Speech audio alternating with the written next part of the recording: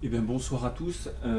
Oui, je vais commencer peut-être par me présenter parce qu'Anne-Marie m'a dit que j'avais plusieurs casquettes, donc ça va intriguer certaines personnes, surtout qui m'ont déjà croisé ou vu avec ces autres casquettes-là.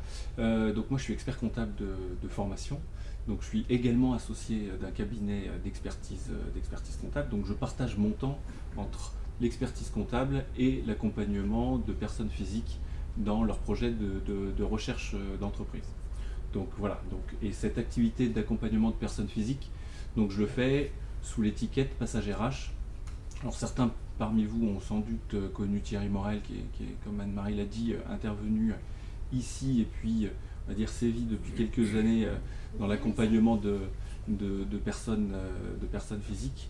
Donc voilà, donc c'est à ce titre-là que je viens ce soir vous présenter un peu le projet et puis cette formation, on va dire, sur les étapes de la reprise. Alors, ça se veut assez général, donc certains connaissent par cœur peut-être ces étapes-là. Mon idée quand même, c'était de rendre pragmatique les choses et d'essayer de mettre des cas concrets par rapport à ce que moi je peux rencontrer aussi. Ça fait maintenant 6 ans que j'accompagne des personnes physiques. Donc j'ai pas tout vu, bien au contraire, parce qu'on n'a jamais tout vu quand on accompagne des personnes physiques, mais on a quand même, et on voit encore certaines choses un petit peu particulières, parce que c'est vrai qu'il y a une vraie différence à accompagner des personnes physiques à la reprise d'entreprise que d'accompagner des entreprises dans leur projet de croissance externe. J'ai la chance aussi de faire ce côté-là dans ma partie, dans mon cabinet d'expertise comptable. Donc je peux vraiment comparer ces deux aspects qui sont pour finir assez différents, même si on va dire que les étapes se ressemblent, mais la finalité, les moyens, la pression, enfin tout un tas de choses sont fondamentalement différentes et doivent être abordées d'une manière différente. Alors, sur les grandes étapes, du coup on va rebalayer toutes ces étapes-là. Donc la première étape, se découvrir. Ensuite on parlera du ciblage, la recherche de cibles, qui est toujours un cas très intéressant. Puis avant la conférence on en a parlé un petit peu. Tout ce qui est prise de contact, les rencontres avec les cibles, le premier rendez-vous.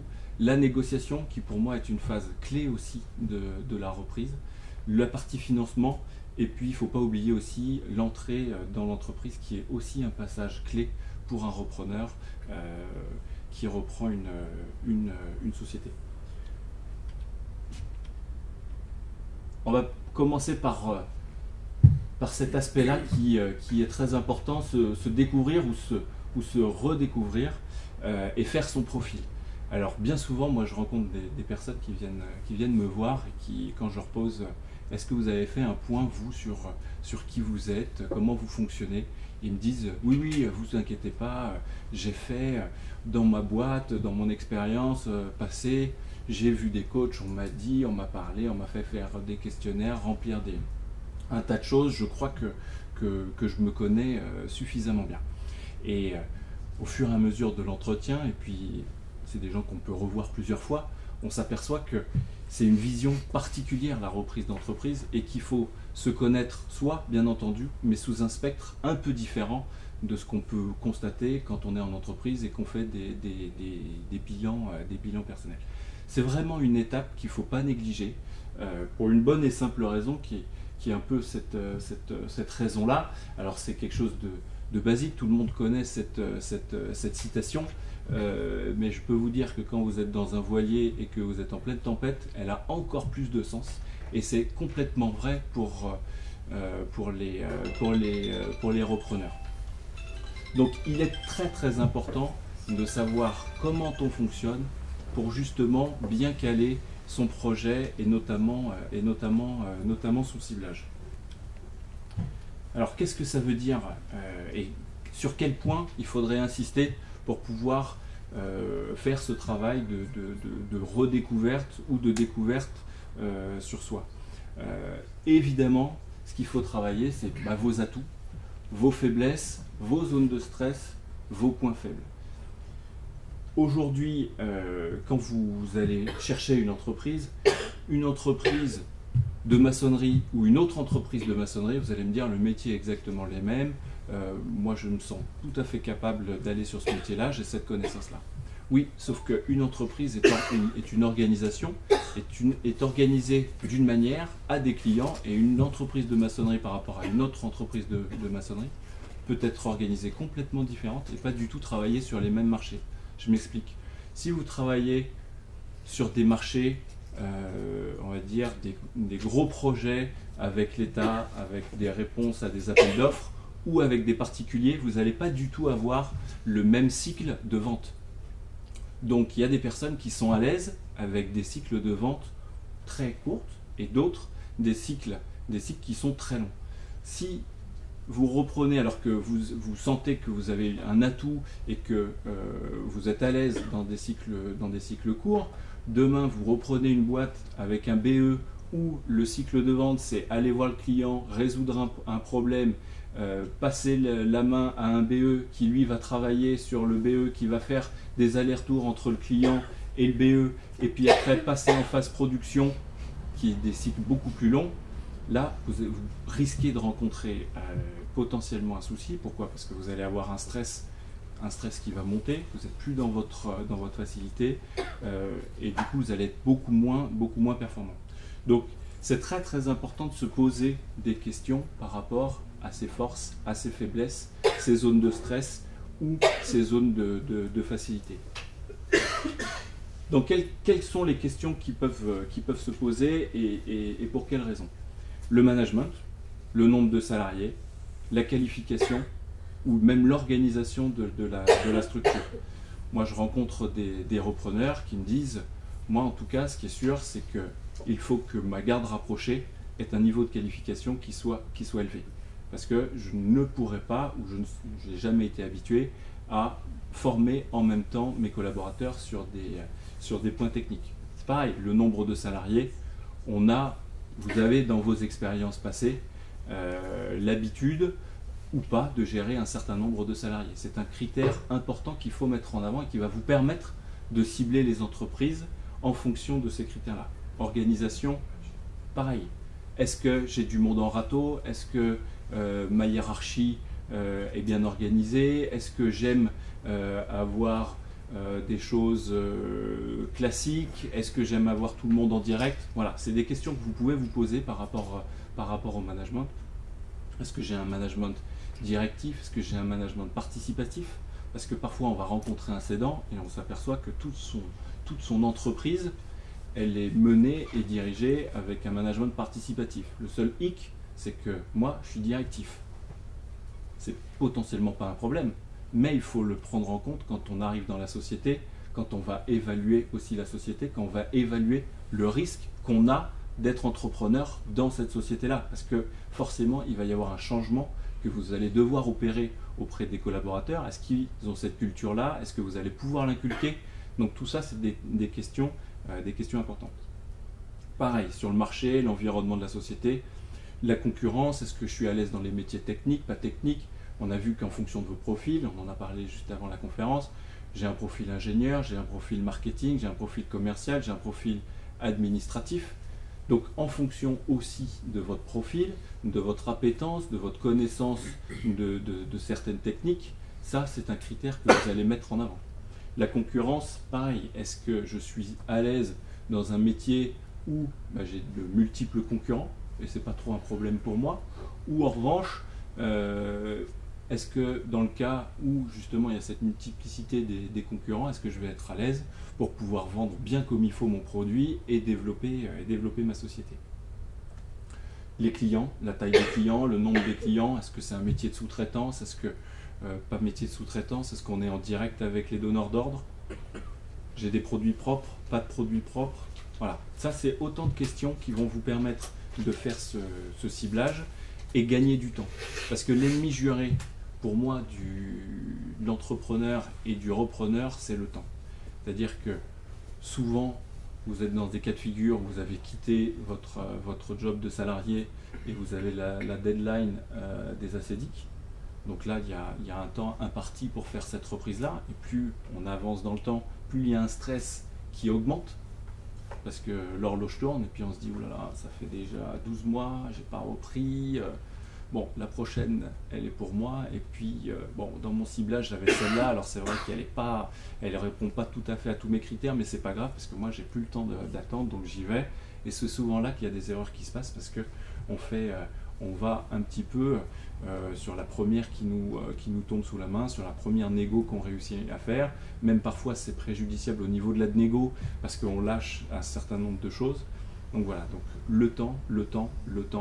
Et pour ça, il faut bien se préparer, il faut bien organiser son ciblage. Ça ne veut pas dire qu'un ciblage ne peut pas évoluer dans le temps, bien au contraire. Moi j'ai jamais rencontré un repreneur qui est parti d'un ciblage, qui a repris une boîte qui était dans son ciblage initial. Alors il était peut-être dans l'environnement, mais dans sa première liste, il n'y était pas. Donc ça veut dire quoi? Ça veut dire que tout évolue, puis vous allez rencontrer des dirigeants, donc forcément il y a des choses auxquelles vous n'avez pas du tout pensé, et ça c'est important d'avoir cet esprit d'ouverture pour pouvoir tout le temps recaler aussi votre projet. Vous réaliser que certaines choses, vous n'en êtes pas capable, ou d'autres que vous êtes capable, alors que vous n'aviez pas imaginé ça au début. Donc voilà, donc il y a toujours cette remise en cause qui est nécessaire pour la reprise, pour gagner du temps. Comment on fait pour se découvrir et faire son profil? Moi je pense qu'une des phases importantes, c'est prendre du temps pour relire le passé. C'est voir dans son passé qu'est-ce qui a marché et qu'est-ce qui n'a pas marché. Et même moi je vous incite à la limite de l'écrire, de faire un peu vos mémoires. Alors ceux qui travaillent avec Anne Mouchot, avec qui je travaille sur le cabinet Passage, vous connaissez un peu cette technique qui, nous, dans l'accompagnement, est un passage un peu obligatoire pour nous, parce que justement on fait écrire nos repreneurs sur ces sujets-là. Donc de savoir pour eux, de nous donner des éléments de réussite ou d'échec, et d'essayer de les analyser, d'essayer de comprendre pourquoi c'était des réussites et pourquoi c'était des échecs. Alors bien souvent au début ils râlent en nous disant oh là là, ça va être un exercice difficile, et quand on les revoit à la fin, ils réalisent qu'ils ont mis des mots sur des choses qu'ils n'avaient pas forcément réalisées, et qui vont forcément les aider par la suite pour mieux se connaître et voir dans quelle mesure et dans quelle situation ils vont être le plus performants. Après, il y a aussi faire des bilans auprès de personnes spécialisées qui ont l'habitude de ça. Alors, le mieux, c'est d'aller voir des gens qui sont aussi spécialistes de la reprise et pas forcément que du RH. Donc, avec cette casquette un peu reprise, parce que c'est un peu spécifique quand même à un parcours de repreneur. Interrogez aussi vos anciens collègues, une hiérarchie, sur comment ils avaient perçu votre manière de travailler, de vous organiser, de voir les choses, vos zones de stress, vos zones de force. C'est autant d'éléments qui vont aussi vous permettre, vous, de mieux vous connaître et de mieux appréhender la suite. Et puis, même si bien souvent votre entourage ne vous a pas vu à l'œuvre, vous n'avez pas vu travailler, mais ils ont quand même une perception des choses. Et il y a beaucoup d'entrepreneurs qui viennent me voir en disant voilà, moi, mon épouse, elle m'a confirmé que cette boîte ne serait pas du tout pour moi, elle ne me voit pas du tout là-dedans, parce que je vais être trop stressé, parce que ça ne correspond pas du tout à la manière dont je fonctionne. Donc moi je vous invite aussi, dans ces cas-là, d'écouter vos proches qui vous connaissent sous d'autres aspects, mais qui vous connaissent aussi et qui pourront peut-être aussi vous aider dans cette redécouverte et du coup faire votre profil. Ensuite, il y a le ciblage. Alors, on va essayer de voir comment réaliser un bon ciblage, justement à partir des éléments qu'on a vus précédemment. Parce que c'est évident que quand on se connaît mieux, on sait ce qu'on ne veut pas, ou parfois, on sait ce qu'on veut. Alors moi, j'ai tous les cas de figure. Il y a des gens qui viennent me voir en me disant, voilà, moi je sais, c'est ça, comme ça, et c'est pas autrement. Et d'autres qui disent, moi en revanche je sais pas ce que je veux, mais en revanche je sais ce que je veux pas. Donc du coup on travaille aussi à travers cette dimension-là. Il faut prendre aussi des critères simples. Ça sert à rien d'essayer aujourd'hui de se casser la tête, faire des calculs très compliqués pour faire le ciblage. Moi j'en ai qui viennent me voir en disant voilà, j'ai tout machiné les chiffres de mon ciblage, j'ai fait sur Diane, j'ai fait des prorata, des coefficients. Voilà, moi je leur ai dit, bah oui, c'est très très bien, sauf que Diane, c'est la retranscription de comptes déposés par des cédants, par des chefs d'entreprise. Et moi je suis expert comptable, je peux vous dire qu'une comptabilité respecte certaines règles, oui, mais que d'une compta à une autre, il y a aussi des interprétations qu'on peut faire, ce qui fait que les chiffres ne sont pas forcément révélateurs de ce qu'il y a vraiment, de ce qu'il y a derrière. Donc c'est pareil, faire des évaluations sur la base de comptes Diane ou de comptes pris sur société.com, moi je vous le déconseille très très fortement. Ça on en parlera après sur la partie évaluation. Mais voilà, moi je pense que par rapport au ciblage, il faut rester généraliste, prendre les grandes tendances et puis après on creuse. Donc les grands critères simples, le métier, industrie, commerce, services, secteur d'activité, agroalimentaire, métallurgie, automobile, tout ce que vous pouvez connaître. La typologie de clientèle, B2B, B2C, sous-traitance, est-ce que je veux travailler sur un secteur de niche, de mass market, la localisation géographique, le chiffre d'affaires, la rentabilité avec le bémol que je vous ai indiqué précédemment. Moi, généralement, le critère de rentabilité, c'est juste, je mets 0 ou je mets rien quand à la limite, je peux faire du retournement. Mais mettre un pourcentage, parce que moi, je veux prendre absolument une boîte qui fait 10% de rentabilité nette, ça n'a pas vraiment de sens et ce sera même pas du tout juste sur les éléments que vous aurez comme ça de prime abord. Le nombre de salariés, alors pareil, le nombre de salariés, c'est vrai que c'est une donnée très très importante par rapport à la taille de la société. Le seul hic qu'il y a, pareil, c'est que toutes les bases de données font état du nombre de salariés remplis. C'est une case sur l'alias fiscal qui n'est pas obligatoire, ce qui fait que sur les bases de données, si vous mettez un nombre de salariés mais que le dirigeant n'a pas rempli cette case-là, elle apparaîtra à 0 dans Diane par exemple, et vous, si vous avez mis un nombre de salariés, ça vous l'élimine automatiquement de votre ciblage.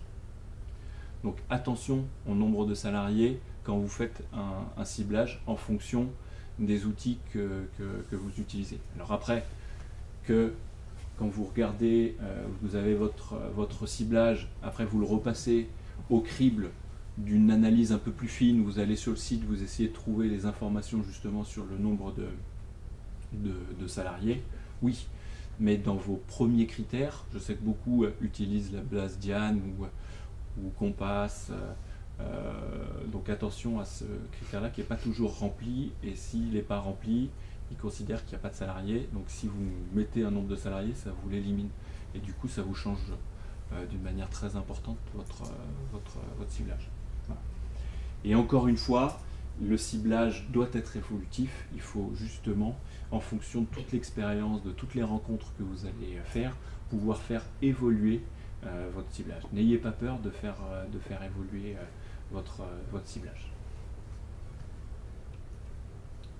Alors quels sont les outils? On en a un petit peu parlé, mais forcément il y a les bases de données, Diane, Compass, Sirène, Infogreffe, page jaune, société.com. Alors page jaune, c'est vrai que je le rajoute, il n'y en a pas beaucoup pour finir qui utilisent les pages jaunes, mais je peux vous dire que faites le test, sélectionnez un secteur et une zone géographique que vous allez faire sur une sélection sur Diane, et puis vous allez après dans les pages jaunes, vous pouvez faire exactement la même sélection, métier et zone géographique, et vous allez être assez étonné de voir que forcément il y a des sociétés qui ressortent sur les pages jaunes et qui ne ressortent pas sur Diane. Pourquoi? Parce que les pages jaunes, c'est un outil commercial pour les sociétés, donc elles se doivent entre guillemets d'y être. Les bases Diane, c'est une information prise par des sociétés privées qui récupèrent les comptes que les sociétés déposent, qui font mouliner et qui vendent à des gens comme nous, comme vous, l'utilisation de bases de données. Mais si une société ne dépose pas ses comptes, vous ne l'aurez pas sous Diane. Alors, en Rhône-Alpes, on est un peu verni parce qu'on a un très bon taux de dépôt des comptes. Les greffes aujourd'hui estiment qu'en Rhône-Alpes, on a un taux de dépôt qui est de l'ordre de 85%, 80 à 85%. Voilà. Maintenant, moi je pense que ce taux il est un peu relatif. C'est parce que je pense que quand vous êtes une grosse société, pour avoir la visibilité, vous les déposez forcément quand vous êtes des plus petites sociétés où les relations avec les clients sont parfois un peu plus compliquées. Vous n'avez pas forcément envie de publier vos marges et vous ne publiez pas forcément vos comptes. Donc à mon avis, la relation, le rapport dépôt des comptes en fonction de la taille, il est plus faible quand on est une plus petite société. Et on sait bien que par rapport aux moyens des entrepreneurs et des repreneurs, c'est plutôt les plus petites sociétés qui sont visées par des repreneurs personnes physiques. Voilà. Donc moi je trouve que l'élément des pages jaunes sur Internet est un bon élément pour vérifier un ciblage. Surtout si vous avez identifié un secteur qui vous intéresse particulièrement et que vous avez vraiment envie d'étudier à fond. Et là je pense que vous allez avoir plus de sociétés que ce que vous pouvez avoir sur Diane. Voilà. Alors après, il y a des bases de données qui sont payantes, d'autres qui sont gratuites. Alors aujourd'hui, avec la CCI, je crois que vous avez accès à Diane et... non, vous n'avez pas accès à Diane. En tout cas, il y a d'autres organismes aussi qui donnent accès à Diane. On arrive quand même à trouver les rapports assez facilement. C'est vrai qu'à un moment donné, pour sortir les comptes d'une société visée, c'est toujours mieux d'avoir tous les ratios et tous les comptes détaillés des dernières années. Alors, on me pose souvent cette question, même quasiment à chaque fois, est-ce que le ciblage est une question de statistiques ? Forcément qu'on peut faire des statistiques à peu près sur tout, donc le ciblage ne va pas échapper à la règle de ces statistiques-là. Moi, je vous ai mis un peu ces statistiques, voilà, sur les 6 dernières années, c'est à peu près ce qu'on constate, nous, sur l'approche des cibles. Alors moi, je fais aussi de l'approche directe de cibles, et puis nos repreneurs font aussi de l'approche.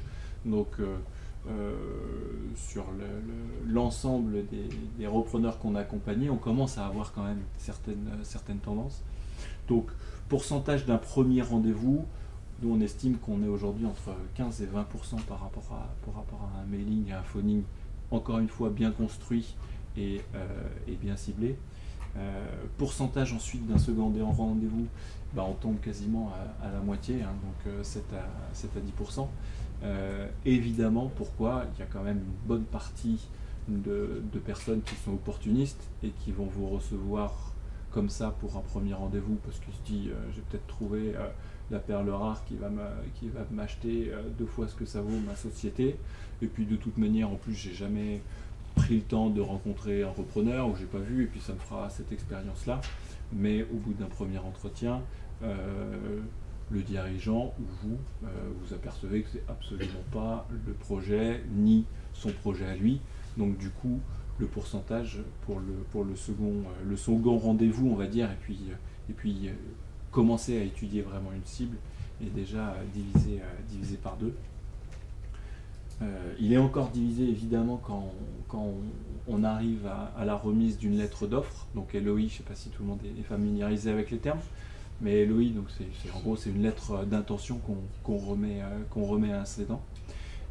Et puis pour arriver à un pourcentage de closing aujourd'hui de 1 à 2% par rapport au volume de cible.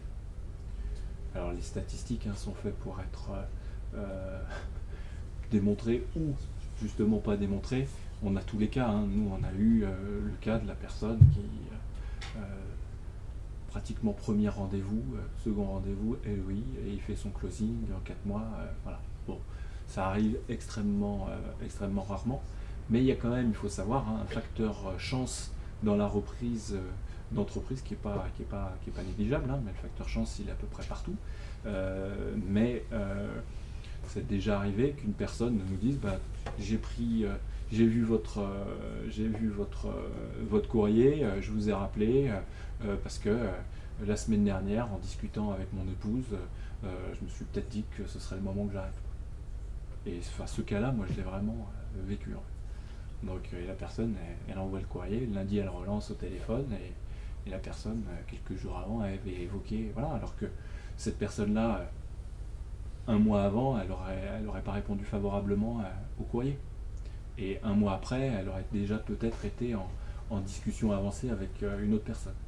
Donc voilà, donc c'est vrai qu'il y a ce facteur chance.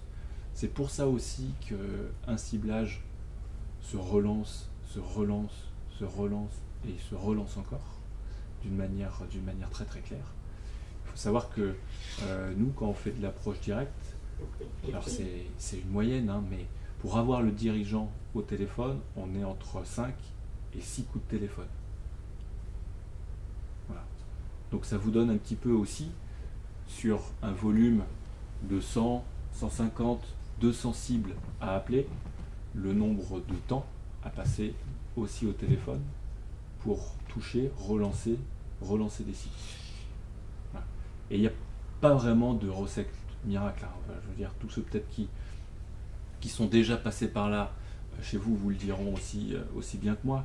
Mais voilà, c'est être patient, avoir cette petite bonne étoile pour le facteur chance, et beaucoup de méthodologie et de travail pour cette relance et cette approche des cédants.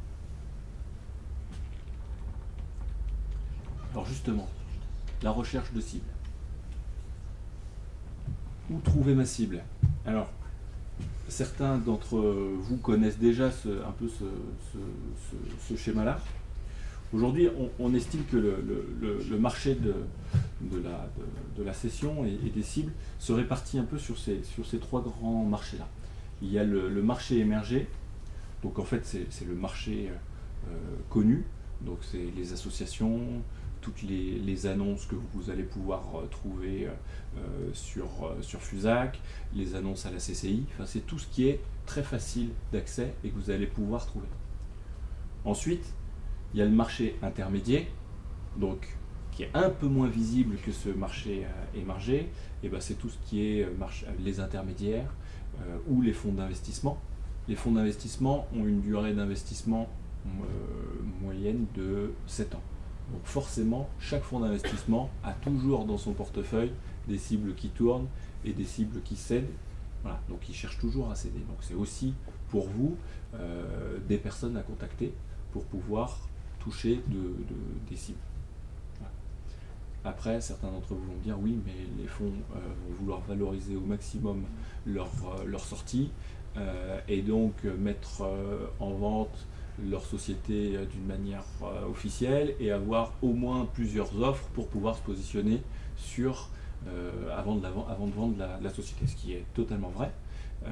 C'est pour ça que c'est un marché, on va dire, un peu plus visible que le marché qui va venir ensuite, qui peut poser potentiellement aussi des problèmes dans une négo, et surtout quand on est une personne physique, parce que eux, ce qu'ils cherchent, c'est la sécurité, c'est pas s'embêter avec des refus des banques après, c'est trouver l'acquéreur, vendre le plus vite possible, le plus cher possible, et puis voilà.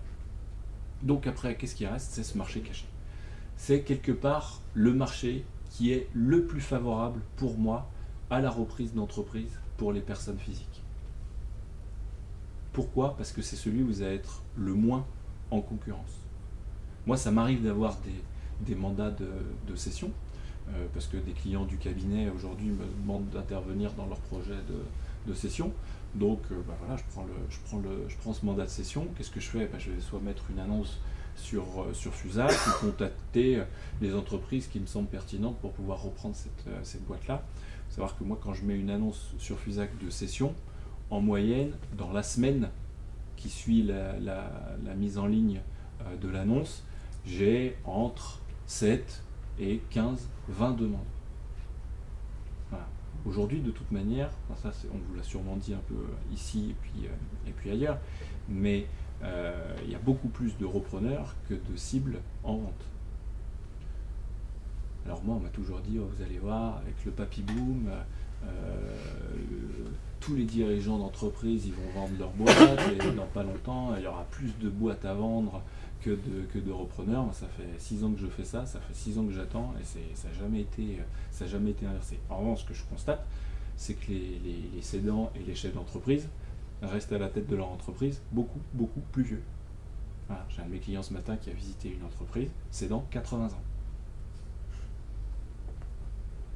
Bon, c'est pas bon signe, hein, je vous le dis tout de suite, parce que pourquoi 80 ans je céderais alors que à la limite l'âge normal pour céder c'est peut-être 60, 65, je sais pas, mais si à 80 ans il n'a toujours pas cédé, c'est qu'il est peut-être tellement attaché à son entreprise que si vous lui enlevez, et il le sait très bien au fond de lui, peut-être d'une manière inconsciente, mais ça va être très compliqué pour lui après.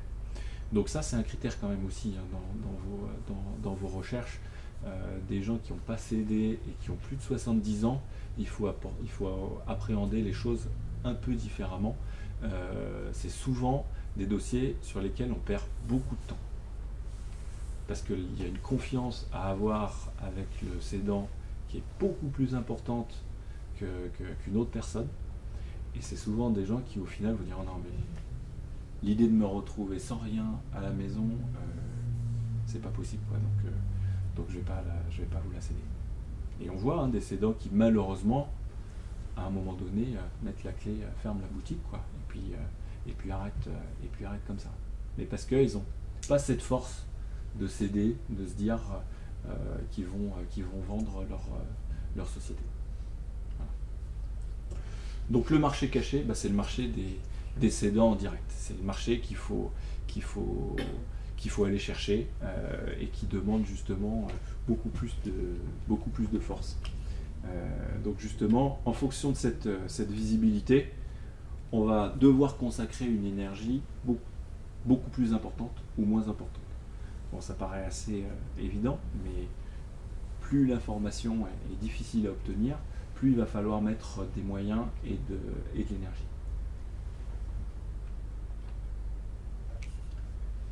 Alors quels sont aussi les moyens de trouver des cibles? Donc, il y a certains organismes que vous connaissez, un CRA, je pense que parmi vous il y en a qui ont peut-être dû faire ou qui sont adhérents au CRA, les CCI, les médias, donc il y a pas mal de journaux aussi spécialisés qui mettent des annonces, les radios, internet, les salons professionnels aussi. Les professionnels, donc experts comptables, avocats, les intermédiaires, les fonds, tout ce qui est fédération. Et puis il y a quand même un aspect qui est pas négligeable et sur lequel moi je conseille toujours mes repreneurs de faire très attention, c'est le réseau. Donc le réseau c'est quoi? C'est les amis, c'est la famille, les collègues, les anciens collègues, les camarades de promotion, les différents clubs et puis internet via Vidéo. Donc quand on est repreneur, ce qui est hyper important aussi, c'est de mettre à jour ces informations. Parce que quand vous allez téléphoner à un cédant, vous allez vous présenter repreneur, aujourd'hui les chefs d'entreprise maîtrisent internet. Donc ils vont prendre votre nom, ils vont aller sur Google, taper votre nom et ils vont avoir beaucoup d'informations sur vous. Donc la chose à faire, déjà moi je vous conseille un petit truc, c'est de vous googliser entre guillemets, c'est de taper votre nom sur Google et de voir ce qui sort. Parce que ça c'est l'information, tout le monde a accès à cette information là. Donc si dans votre stratégie de recherche il y a des choses que vous voulez éviter de mettre en avant, il faut peut-être prendre les devants et les modifier le plus vite possible. Donc voilà, donc c'est quand même important de se faire sa fiche de repreneur et de modifier aussi tout ce qui est Vidéo, LinkedIn, pour pouvoir donner une bonne information à un cédant potentiel qui va chercher à voir quelle est la personne qui l'a dérangé dans sa journée alors qu'il travaillait pour lui proposer de racheter sa boîte. Donc voilà, donc ça c'est aussi quelque chose qu'il faut faire et qu'il ne faut pas négliger. Tout comme vous, c'est un bon moyen de vous renseigner très clairement sur le dirigeant et sur sa société. Et il ne faut pas forcément d'ailleurs, mais on reverra un petit peu après, regarder que la société. Ça vaut quand même le coup, entre guillemets aussi, de googliser le dirigeant, son nom, pour voir ce qu'il fait. Parce que vous allez trouver des informations super intéressantes. Et dans le cadre d'une négociation, c'est des choses que vous allez pouvoir utiliser. Alors on a parlé un petit peu de l'approche directe des cibles. Nous aujourd'hui, ce qu'on préconise, c'est de faire un mailing et ensuite de relancer avec un coup de téléphone derrière. Alors il y a plein de méthodes, il y a plein d'écoles par rapport à ce mailing-là. Il y a des gens qui vont vous dire voilà, il faut faire un mailing très très construit. Moi je suis assez favorable pour des mailings qui soient courts, précis et concis. Si vous lui envoyez 3 pages en lui racontant votre histoire, même 2 pages, il y a peu de chances qu'un chef d'entreprise qui est dans le feu de l'action prenne le temps de lire tout votre courrier. Il y a plus de chances qu'ils le prennent et qu'ils le mettent tout de suite à la poubelle. Donc l'idée, c'est en quelques phrases, très clairement, de parler de vous, votre projet, et que son entreprise correspond à votre projet. Voilà. Et derrière, vous rappelez. Quand vous rappelez, évidemment, il ne faut pas appeler 1 semaine ou 2 semaines après. Il faut rappeler quelques jours après. Pourquoi? Pour qu'il ait au moins retenu votre nom. Et quand sa secrétaire va dire voilà, j'ai monsieur Humbert qui cherche à vous joindre, il dit ah oui, monsieur Humbert, oui, c'est celui qui m'a écrit un courrier, je le prends. Voilà. Donc, mailing, derrière je relance, mais j'attends pas non plus trop de temps pour relancer.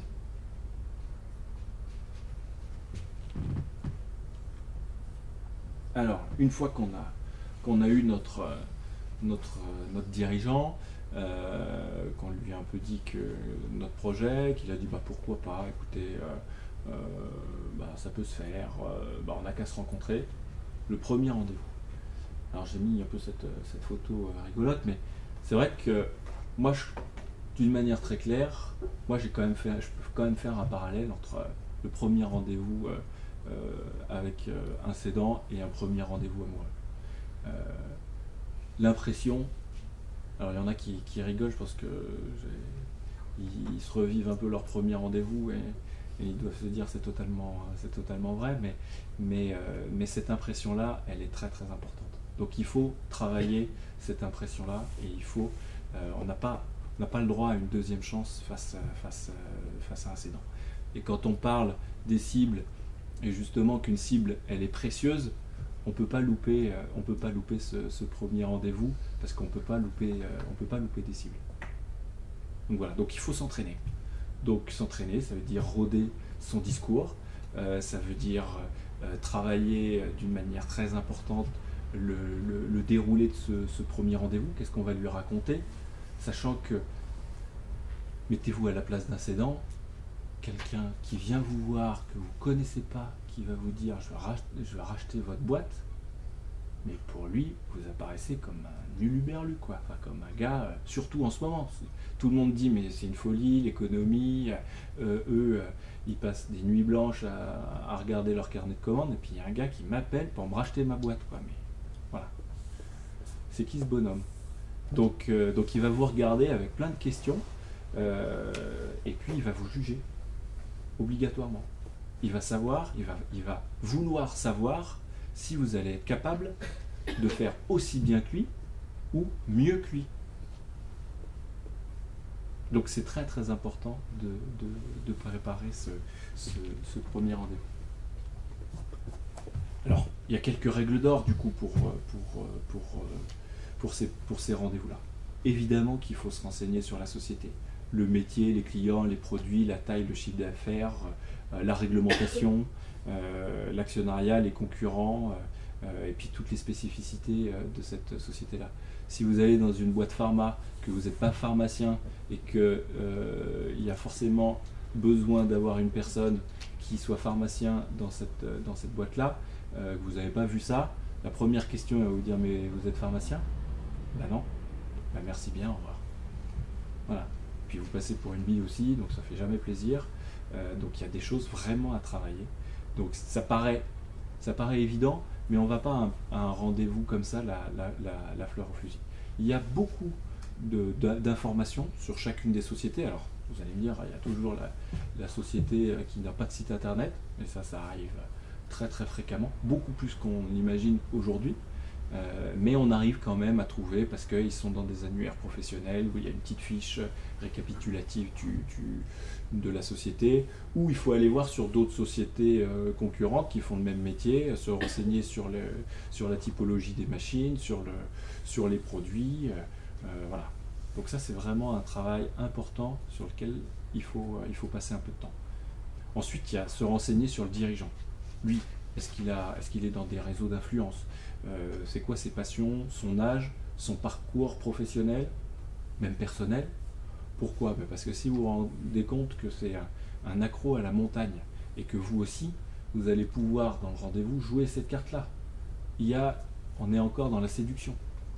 Donc, comme un premier rendez-vous amoureux, on va pas sortir les choses pour lesquelles on sait que l'autre personne ne va pas du tout être en attente ou être sensible. Donc voilà, donc ça c'est des éléments aussi à chercher pour pouvoir faire mouche et puis pour pouvoir attirer l'attention sur vous du cédant. Et puis un autre point qui est très important, c'est respecter la confidentialité. Alors ça, dans toute votre démarche, alors à la CCI ou au CRA ou dans toutes les organisations, on en parle souvent et beaucoup, mais c'est un point très très important pour un cédant parce que pour eux, c'est souvent une réticence et un frein à rencontrer les personnes et même à avancer après avec les personnes. Ils ont envie de céder, mais la peur que ça se sache, la peur que les salariés soient au courant, que les clients soient au courant, que des fournisseurs soient au courant, les cristallisent un petit peu et font que ça ne se passe pas très très bien. Donc vous, confidentialité, ça veut dire confidentialité même dans vos cercles proches et d'amis. On ne parle pas des cibles qu'on rencontre, parce que vous ne savez jamais quelle personne connaît quelle autre personne. Donc ça, on n'en parle pas. On ne parle évidemment pas à une secrétaire quand on va voir un dirigeant ou quand on rentre dans l'entreprise pour le rendez-vous. Ben voilà, je suis monsieur Untel, je viens voir monsieur Untel, je suis repreneur d'entreprise. Alors là, je peux vous dire que là, vous la perdez automatiquement.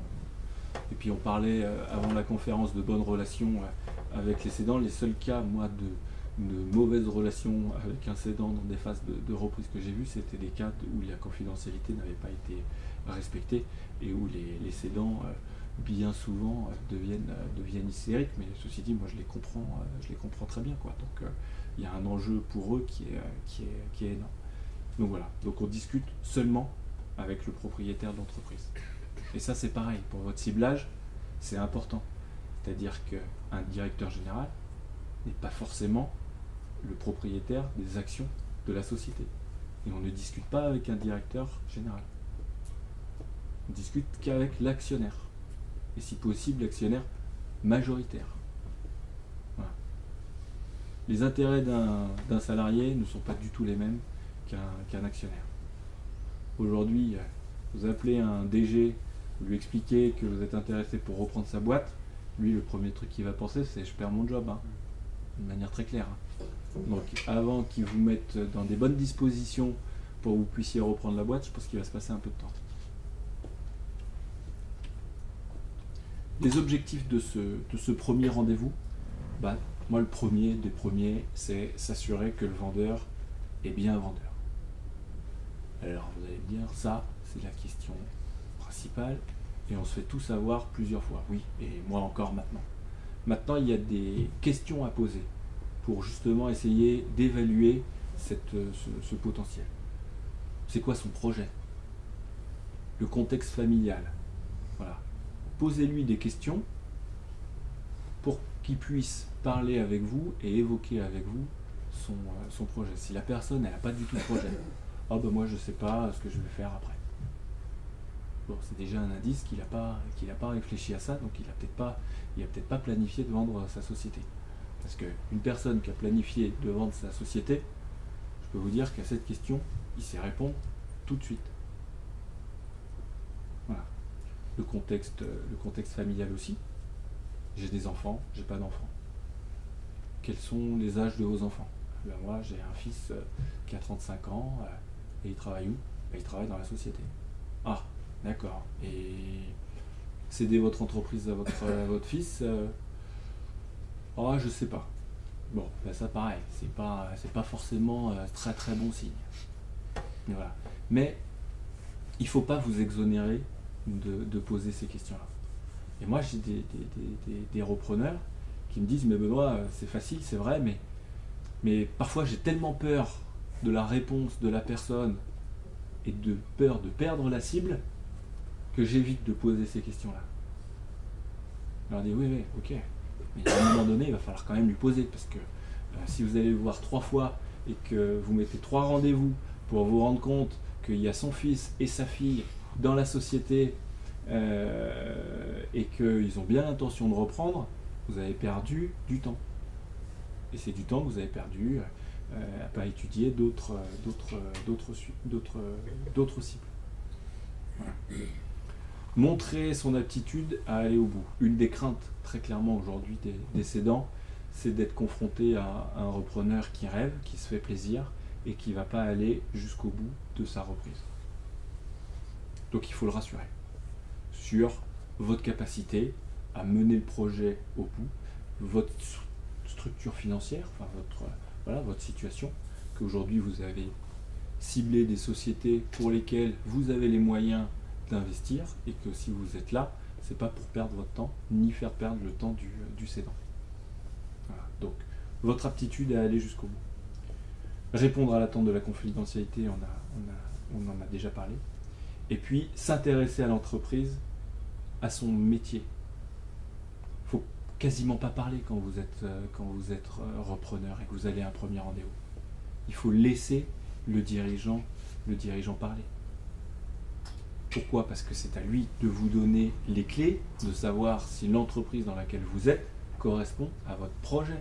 Si vous avez parlé pendant 1 heure ou 1 heure et demie de vous, de tout ce que vous avez fait, pour des bonnes raisons, hein, pour pouvoir le rassurer, pour pouvoir justifier que vous êtes l'homme de la situation, et en fait vous repartez, et si moi je vous pose la question, mais c'est qui ses clients ? C'est quoi son cycle de vente ? C'est quoi l'année dernière, comment il a fait son résultat ? Quel est son carnet de commandes ? Et que vous ne savez pas me répondre à ces questions-là, on a un problème. Donc ce premier rendez-vous, il est aussi fait d'une manière très claire pour savoir si cette cible-là, elle vous correspond. Et si cette entreprise, elle va vous convenir. Alors vous n'aurez pas toutes vos réponses, bien entendu. Mais du moins, vous allez avoir un faisceau d'indices qui vont vous permettre d'évaluer si cette société peut correspondre à votre projet. Ensuite, prendre le temps, et si vous sentez qu'il y a un fit et qu'il y a quelque chose à faire avec la société, voir pour un prochain rendez-vous. Voilà, pour toujours avoir cette dynamique. On a parlé du temps, qui est un ennemi juré dans la reprise d'une société. Je pense qu'un des facteurs qui permet de limiter ce risque-là, c'est la dynamique. Il faut que vous soyez toujours dans une dynamique de reprise. C'est pour ça qu'il ne faut pas étudier qu'une seule cible en même temps. Il faut toujours avoir plusieurs fers au feu pour, si jamais il y en a une qui capote, vous puissiez basculer sur une autre. Et même quand vous êtes avancé. Beaucoup de repreneurs qui disent non mais là j'ai signé une LOI, on en est aux audits, je regarde plus les autres sociétés. Ben, c'est une erreur. Je vous dis pas de consacrer le même temps sur toutes les cibles. Il y en a que vous allez mettre sur le coude. Mais même avec les audits, même en préparation d'un protocole, il faut quand même avoir d'autres cibles. Moi, j'ai déjà eu des cas où ça s'est arrêté au protocole. Hein. Donc le protocole, c'est pas parce qu'on a une LOI que les audits se sont bien passés, que le protocole est signé et que la société est acquise. Hein. Bien au contraire. Ensuite, il y a la phase de négociation. Pour moi, c'est une phase qui est très, très importante. Toutes les phases sont importantes, mais celle-là, elle appelle quand même à un côté psychologique d'une relation qui est pas facile à maîtriser. C'est pour ça qu'il faut bien se connaître, bien connaître ses objectifs et bien connaître ses limites aussi. Il faut pas hésiter à reconnaître que sur certaines choses, là je vais avoir du mal à faire passer ci ou faire passer ça, parce que vous n'avez pas le droit à l'erreur dans une négociation. Donc, ce qu'il faut, c'est bien comprendre les objectifs du cédant et les vrais objectifs pour pouvoir proposer un schéma qui soit en adéquation avec ce qu'il veut. Si la personne, elle a 59 ans, et que la personne elle veut encore travailler 2 ans, ce serait aberrant de lui dire moi je reprends votre entreprise et on fait un accompagnement de 6 mois. Vous avez toutes les raisons de vous planter. Donc là il y a des solutions. Eh ben, je monte au capital en sifflet comme ça, on négocie un prix fixe et puis chaque année je lui rachète une participation au capital, où on lui fait un contrat de travail avec une lettre de mission bien claire. Enfin bon, il y a plein de solutions, mais comprendre les objectifs d'un cédant, c'est primordial pour mener une bonne négociation. Ensuite, il y a analyser la psychologie du cédant. Alors on verra dans le slide d'après un peu pas quelques techniques, mais quelques approches qui vont vous permettre d'identifier et d'illustrer ce que je suis en train de vous dire. Il faut préparer tous les rendez-vous. Pas seulement le premier, là, on a parlé du premier tout à l'heure, mais tous les rendez-vous. Moi, avec mes repreneurs, on scénarise tous les rendez-vous qu'ils vont avoir. Et je leur demande à chaque fois, c'est quoi votre objectif de ce rendez-vous-là? Qu'est-ce qu'il faut pour vous, en sortant de ce rendez-vous, qu'est-ce qu'il faut qu'on ait validé? Qu'est-ce qu'il ne faut pas faire? Où est-ce qu'on ne veut pas aller? S'il nous emmène sur telle direction, qu'est-ce qu'on fait? Il faut scénariser les choses pour pouvoir, au moment où on est en face du cédant, réagir et réagir de la bonne manière. C'est aussi lui montrer, c'est pas parce qu'une négociation est accrochée et un peu difficile que c'est complètement perdu. Un cédant, il va bien aimer ça parce qu'il va se dire bon, ok, c'est un patron que j'ai en face, au moins il va pas se laisser faire, il va pas, c'est pas le béni oui qui va dire tout oui au client, oui aux salariés et qui va tuer ma boîte. C'est pas parce que vous avez une négociation difficile que c'est perdu. Bien au contraire, ça montre aussi que vous êtes peut-être armé pour diriger l'entreprise. Et moi j'ai plein de cédants qui me disent ben voilà, je suis content parce que monsieur Untel au moins bon, je vois qu'il a du caractère, parce que moi mes gars dans la vallée d'Oyonnax là, putain, s'il est trop gentil il va se faire manger tout cru quoi. Mais c'est un élément véridique, donc voilà, travailler les rendez-vous, scénariser les différentes possibilités en fonction justement de ce que vous avez perçu du cédant, les risques et là où vous ne voulez pas aller. Moi je pense qu'être accompagné c'est aussi nécessaire dans une négo, parce qu'une négo c'est un jeu de rôle. Vous devez garder impérativement une relation positive avec un cédant. Si vous êtes à la fois la personne qui amène les bonnes et les mauvaises nouvelles, souvent ça se cristallise sur les mauvaises nouvelles, puisque les bonnes nouvelles c'est plutôt bien, et c'est assez régulièrement le cas que des deals se cassent parce que vous avez dit au cédant que vous avez en face, écoutez, moi vos encours, je ne vais pas les prendre à ce niveau-là parce que j'y crois absolument pas, je suis dans le bâtiment et je sais que dans le bâtiment on fait comme ça et que ça m'étonnerait que vous ayez avancé de 3 mois sur tous vos chantiers, donc moi je vous divise par 3 l'encours et donc du coup je diminue la rentabilité, donc du coup je diminue le prix. Si vous dites ça à un cédant, c'est évident que vous allez commencer un peu à tendre les discussions. Si c'est une personne, expert comptable ou une personne qui a l'habitude de faire ce genre de choses, lui il prend sa casquette, il dit voilà, moi c'est pas moi qui signe, hein, mais moi vos encours, je suis expert comptable de votre dossier ou je suis commissaire aux comptes, je les prends pas, on est d'accord? Ouais, c'est vrai, on est d'accord. Et là, le repreneur, attendez, on va peut-être trouver une solution, il y a peut-être un juste milieu à faire, ok, mon conseil est peut-être un peu trop brut de fonderie, vous inquiétez pas, on va trouver, voilà. Et ça, pour moi, c'est un jeu qui doit être joué dans les négociations et qui est un jeu très très important. Et qui permet souvent de résoudre des problèmes qui deviennent insolubles en négociation. Et nous, on a des gens qui viennent nous voir et qu'on reçoit avec Anne et qui nous expliquent que ça fait quelques temps qu'ils cherchent, puis ils en sont à leur 3e échec, et puis quand on travaille avec eux sur les aspects de négo, ils nous disent nous le prix ça va à peu près, mais la gap ça n'a pas fonctionné, on a fait des retraitements qu'il n'a pas voulu, mais moi je pouvais pas, c'était pas possible, il en voulait trop, et puis voilà, etc. Et ouais, mais il y a manière et manière de présenter. Moi j'ai jamais vu une négo où on était d'accord sur 100% des choses. Et puis vous avez déjà dû le voir dans vos négociations commerciales pour ceux qui ont fait un peu de commerce. On n'est jamais d'accord totalement avec un client à qui on vend telle ou telle chose. Mais après, il y a manière et manière de faire les choses, d'habiller, de bouger certains pions, d'en retirer, de donner autre chose, par derrière. Et garder le rythme. Alors ça, on en a un petit peu parlé, pareil. Alors je vous parlais un peu de cette analyse psychologique.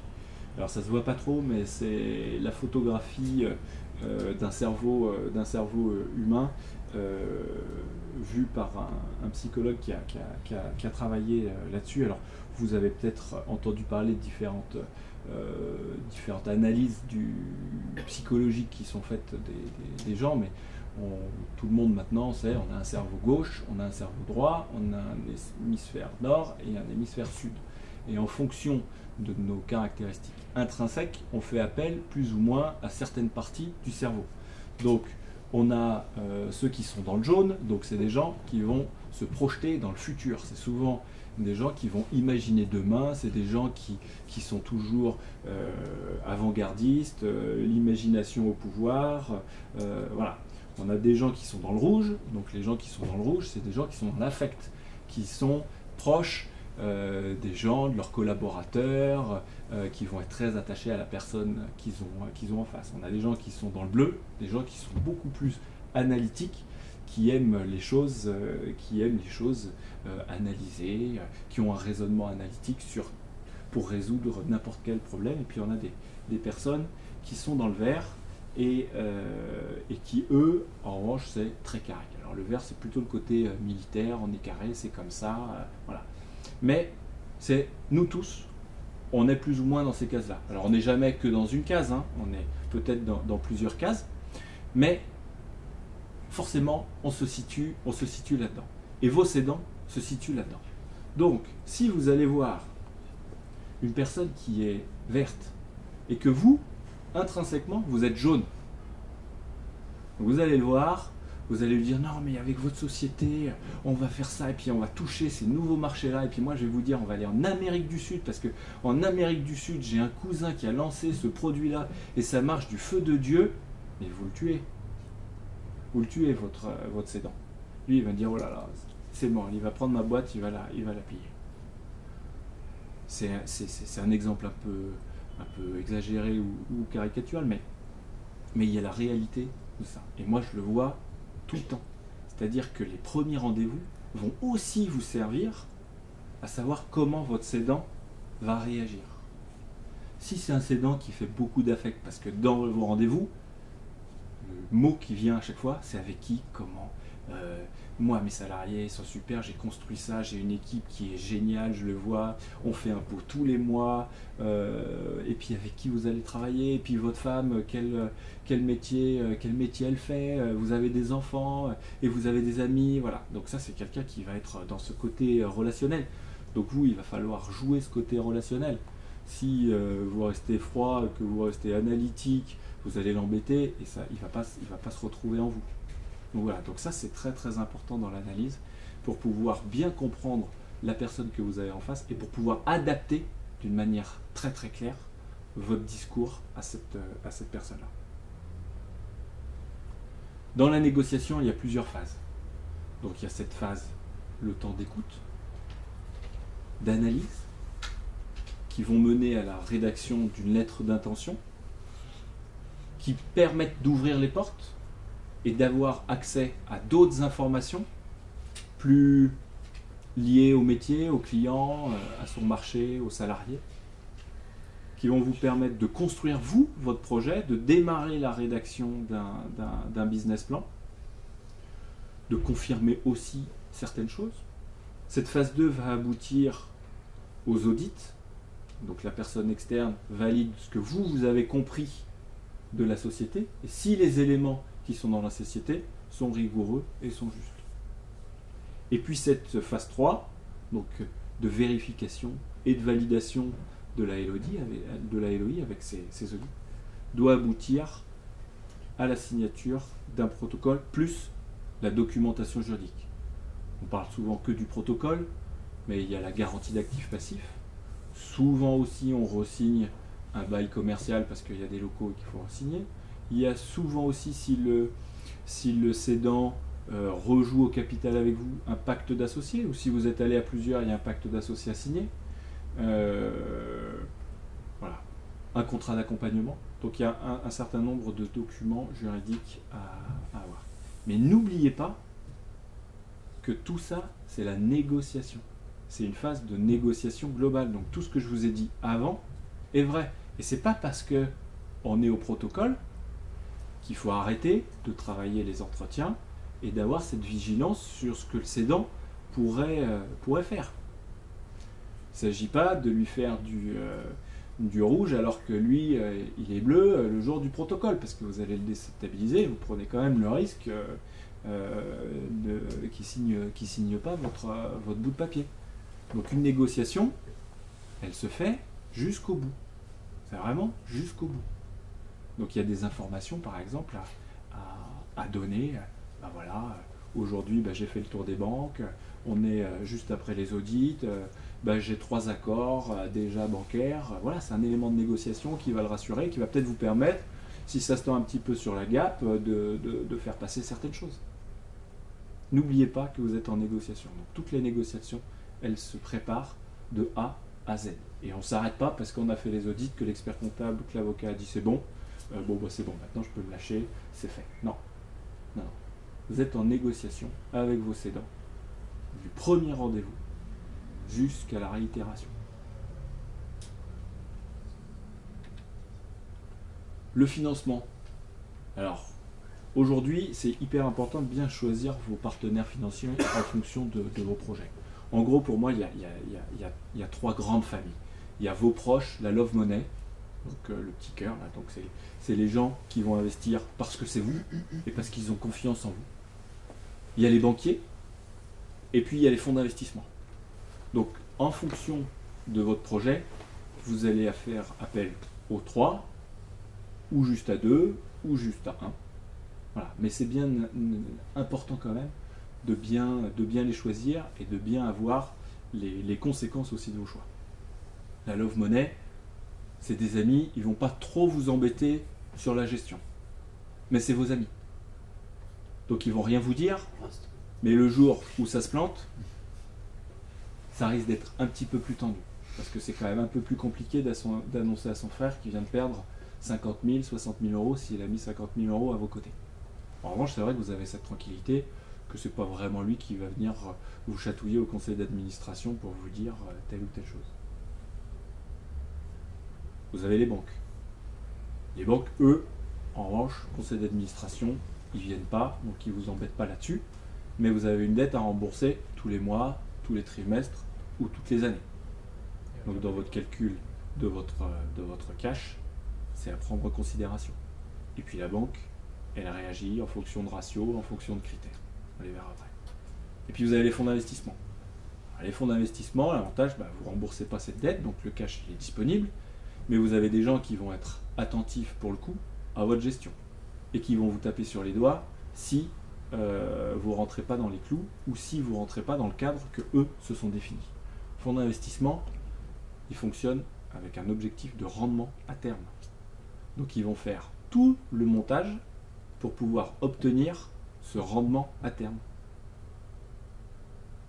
Donc c'est un élément aussi particulier. Et puis il y a des gens qui ne fonctionnent pas du tout. S'il faut que je rende des comptes tous les mois, que je fasse mon reporting et que je justifie ma gestion, il y en a, ça leur donne des boutons. Et là, vous pouvez être sûr que ça part tout de suite en opposition avec le fonds d'investissement. Voilà. Donc en fonction de votre projet, de la taille, de vos caractéristiques à vous, vous allez faire appel à un de ces 3 acteurs, ou à plusieurs, mais voilà, mais c'est quelque chose à bien réfléchir. Et il ne s'agit pas de choisir par défaut vraiment un des acteurs. Parce que si derrière ça ne se passe pas bien, c'est vraiment problématique. Vous avez des mécanismes de dilution ou relution, alors je ne vais pas faire un cours technique là-dessus, mais vous savez, c'est tout ce qui est, vous avez entendu parler des obligations convertibles et toutes ces choses-là. Voilà. Les obligations convertibles, en action quand vous n'avez pas fait votre business plan, que vous leur avez vendu et sur lequel ils ont calculé leur rendement attendu, vous ne le faites pas, ils transforment leurs obligations en actions et vos 51% ou vos 60% que vous aviez se transforment en 20, 10, 15, 5. Voilà. Moi j'ai un cas de manière très claire que je n'ai pas accompagné à la base mais que j'accompagne maintenant, où le fonds a exercé son pouvoir de conversion et il se retrouve avec 5% de la boîte dans laquelle il a investi. Donc là il a un manager de transition pour gérer des trucs qu'il n'a pas choisis. Il doit monter toutes les 2 semaines à Paris pour justifier de ce qu'il fait. C'est pas le même projet quand même. Donc c'est important de bien cadrer ça. La partie financement forcément passe par la rédaction d'un mémo, d'un business plan, d'un plan stratégique. Moi je suis intimement convaincu que c'est un document qui vous sert à vous en premier lieu et après aux partenaires financiers. J'imagine pas une seconde comment vous pouvez faire un projet de reprise et stratégie de société sans avoir bien travaillé votre business plan.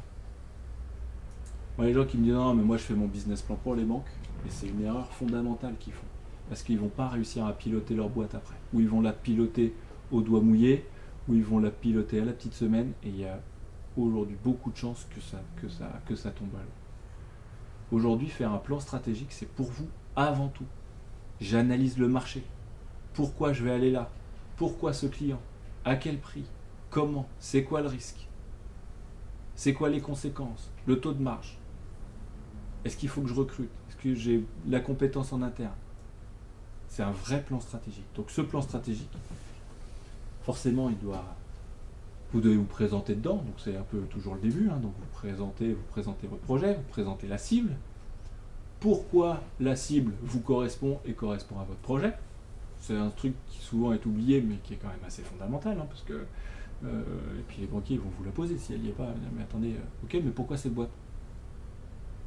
Écoutez, parce que non, parce que moi je suis comme ça, parce que j'ai cette compétence-là, parce que j'ai ces connaissances-là, parce que je vais apporter ça, ce que le cédant n'a pas pu faire.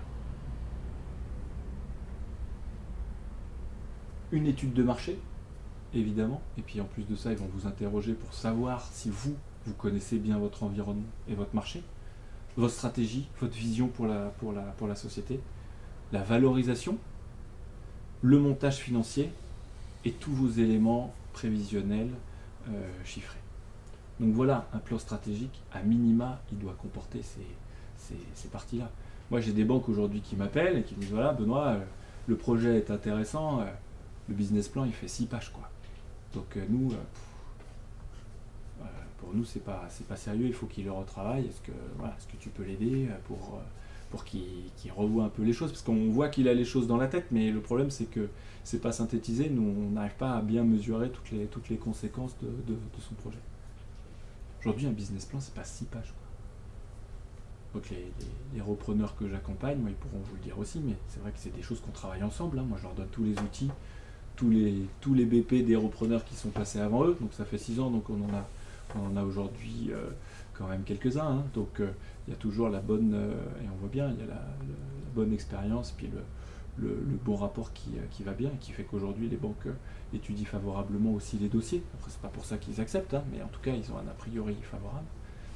Aujourd'hui, nous, les documents, alors vous allez me dire, un nombre de pages, c'est pas une référence, mais au moins, il y a toutes ces parties-là qui sont argumentées et qui sont sérieuses. En plus, l'autre avantage, et c'est le petit point, cette petite attention, c'est que la personne que vous avez en face, c'est pas lui qui va décider de financer votre dossier. C'est un comité d'engagement ou un comité de crédit.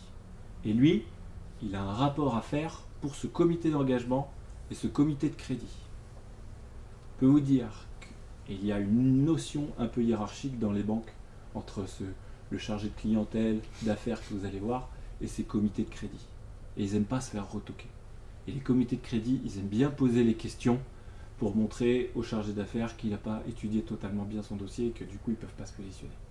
Donc je peux vous dire que quand vous enlevez une épine du pied au chargé d'affaires parce que votre dossier il est nickel, que vous avez traité tous les points et que lui c'est de l'or en barre pour aller présenter votre dossier à un comité de crédit, ben vous avez fait une grosse partie du chemin. Donc pensez à ça aussi, c'est important, c'est que lui il va retranscrire ce que vous lui avez dit. Donc si c'est confus, compliqué, incomplet, pas clair, peut-être que même il le présentera même pas au comité de crédit, vous n'allez même pas le savoir et puis vous allez recevoir un mail en disant bah, désolé mais le comité de crédit a refusé votre dossier. Ah c'est dommage, votre projet était sympa mais voilà. Pensez à ça quand vous, dans cette approche-là, de vous dire que c'est une autre personne qui va aller vendre votre dossier à des supérieurs à lui. Alors aujourd'hui, quels sont les critères qu'une banque retient pour financer ou pas un dossier? La qualité de la cible est très importante. Eux, ils ont de toute manière un fichier de prospection et ils regardent dans leur fichier de prospection si la cible que vous leur présentez est ou pas dans ce fichier-là. Donc la qualité de la cible, le chiffre, le marché, l'organisation est une notion importante. C'est évident qu'aujourd'hui, si vous voulez vous positionner sur la reprise d'une imprimerie, ça va être un petit peu compliqué. Même si il y a des cas qui me font mentir. Mais c'est un élément quand même qui est réel. Ensuite, il y a la connaissance par le repreneur de l'environnement ou du métier.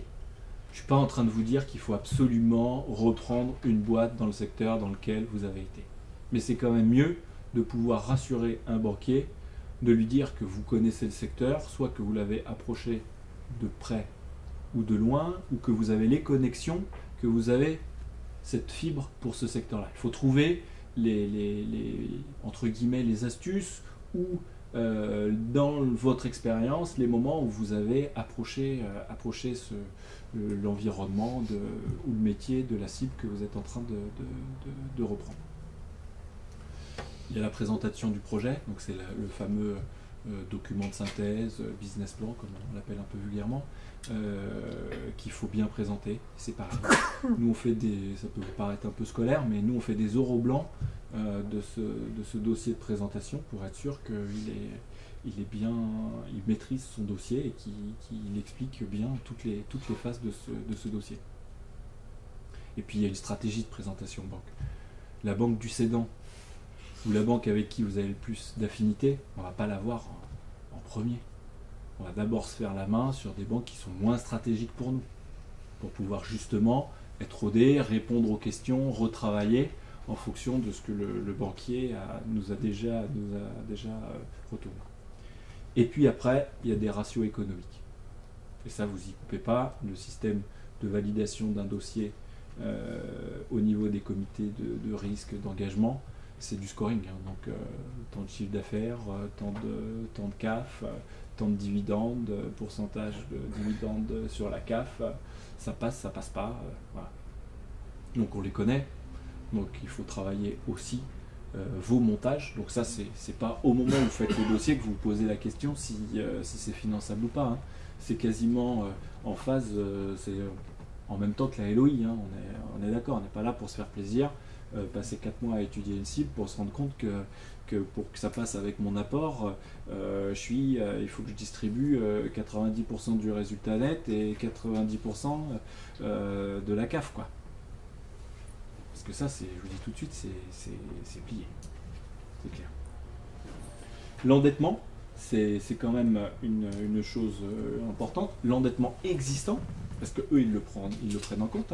C'est pas, vous dites pas, moi j'emprunte ça par rapport à mon apport et par rapport à mon montage, ça passe. Enfin, s'il y a déjà de l'endettement dans la société, eux ils vont cumuler votre endettement du LBO avec l'endettement existant dans la société. Donc c'est un élément important aussi à prendre en compte.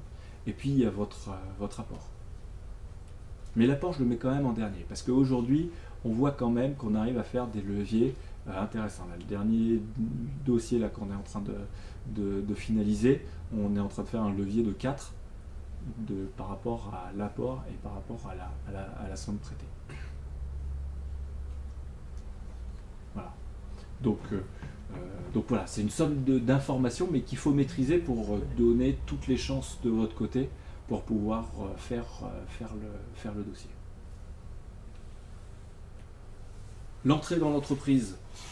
Alors, nous, on appelle ça la période des 100 jours après la reprise. Vous avez entendu parler de cette période-là.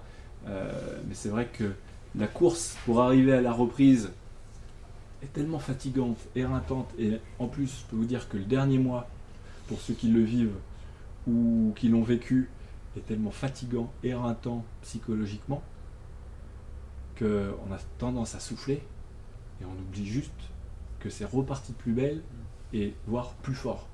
Donc voilà, donc ces 100 jours-là, ils sont vraiment, dans votre organisation de votre vie perso, faites attention à ces 100 jours-là et expliquez aussi à votre entourage que pendant, en gros, les 100 jours, et puis la première année de la reprise, vous allez être pas là, quoi, d'une manière claire, quoi. Donc en fonction de vos projets de vie,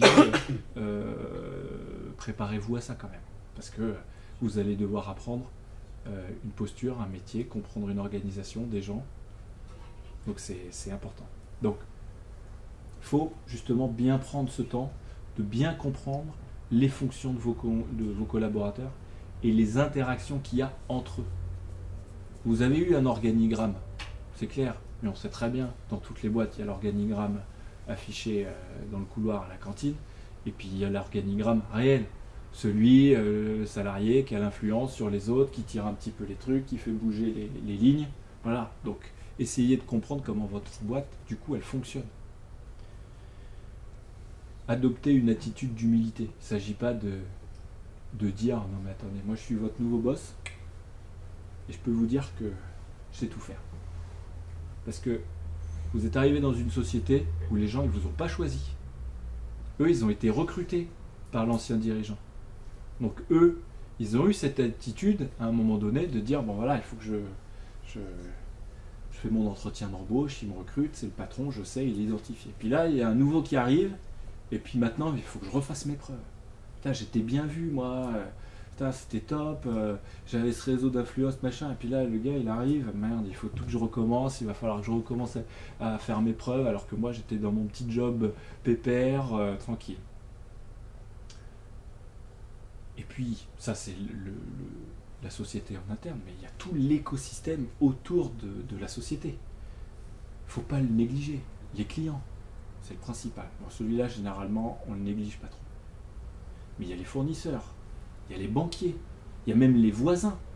Vous êtes dans une industrie, vous dégagez des fumées, des choses comme ça, il faut aller voir les voisins. Si il y avait un bis-bis qui était en cours, mais qui n'était pas fait parce que c'était des voisins qui se connaissaient depuis 20 ans, et puis ci, et puis ça, vous arrivez, je peux vous dire que bon, ok, c'est un nouveau, là, on va lui en mettre plein la tête. Là. Puis nous, on ne laissera plus passer que si ces fumées, elles sortent, et puis que ces camions, ils tournent dans la cour. Voilà.